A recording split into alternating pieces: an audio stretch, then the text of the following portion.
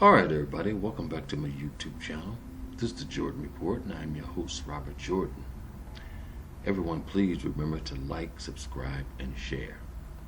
Okay, I did several videos on the left and the Democrats, the racial language, how it's so inflammatory and divisive, and it's for purpose, done on purpose. It's a political tactic. How you're talking about whites losing power, demographic changes and stuff like that. But anyway, here's another one on Michael Moore.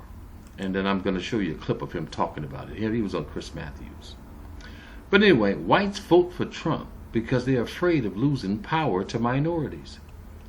I mean, these people are free to openly talk like this now. And this was after 8 years of Obama. And I'll show you how that was done. On Tuesday's broadcast of Msnbc's Hardball documentary, filmmaker Michael Moore said white working class voters are afraid of losing power because of America's changing demographics, so they support Donald Trump. Okay? These people are obsessed with race and demographics, and because they get power from the demographic change. This is what the left is doing. This is why they're at war with white people. Host Chris Matthews asked, why do working class white people stick with Trump? Moore said, sadly, I think it's a racial thing on some level with a lot of people. He continued, I think that white guys, they can see the writing on the wall. The women are coming. They've arrived last November. This is the 8th September in a row where the majority of first graders in this country last month were not white. The left is deliberately trying to turn the country non-white, and they're doing it for political power. This is what they're telling us.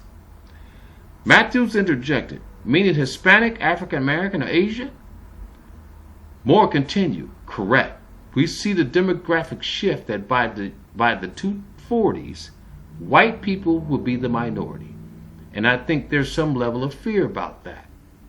He added, and those of us who are white, especially white guys, still have that door open just a little bit easier for us. And we know it. We know we're not followed around when we go to the department store. He's talking to black people. This stuff actually works on black people if you didn't know that. We'll actually let some white liberal talk to us like this. Matthews said, so that spreads fear into the white voter and he votes white. Moore said, yes, because some white voters are afraid. When you're in power, this is a power thing, people. They're fighting over power. You don't want to lose what you have, and let's face it. Now, I'm going to show you the clip. It's a little deeper than that. I'm going to show you the clip between the two, and I'm going to cut it off. You guys have to look this up yourself. A real person. Why do people like you, except for your politics, stick with this guy? Because 41%, who are these people? I got a brother like this. I love my brother, but he talks to me like Trump is triumphant right now. Why do people that I know back home? Yeah, who grew up with the same background you had, stick with Trump. Working class white people, if you will, working class people generally. Well, you said the key word, white. Sadly, I think it is a racial thing on some level with a lot of people. But here, let me say it in a different way. I think that white guys, the lunch bucket Joes from Macomb County, right across from outside of Detroit. Yes.